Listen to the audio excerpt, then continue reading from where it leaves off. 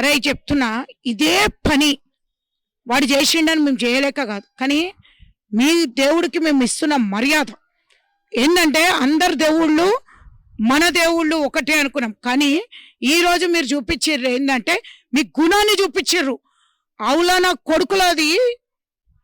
నా కొడుకులది గుణాలు చూపించారు. స్థిమితం సరిగా లేదంటారు. ఎవడన్నాడో వాడిని ముందు లోపడేసి పట్ట కాలు తీసుకోవాలి. అదే అంటారు. ఎవడన్నాడో, ఇప్పుడు మీరు పోలీసులు అంటున్నారు, నేను ఆ మాట అనకూడదు కదా. ఎవరైతే అన్నాడో ఆడు ఎవరన్నా కానివ్వండి, అని మొత్తం పట్ట కాలు తీసుకొని కొడతా, చేయి తీసుకొని కొట్ట, కాలు తీసుకొని. ఎందుకంటే ఆ మతిలేనోడు కుట్టి గుడే కనిపిస్తుంది, ఆ మతిలేనట్టు వాడి దర్గా కనిపించట్లేదా? మీరు అడ్వకేట్ కూడా చాలా కేసులు చూసిండొచ్చు, ఇలా మతి స్థిమితం లేకుండా తప్పులు జరిగినాయి అని జరిగినప్పుడు తప్పించుకునే అవకాశం ఉంటది కదా? అదేనండి, కావాలని చెప్పి మనకి ఇప్పుడు ఏదైతే సికింద్రాబాద్లో అమ్మవారికి మతి స్థిమితం లేదు అంటే వదిలేస్తారని చెప్పి డిసైడ్ అయిపోయారు.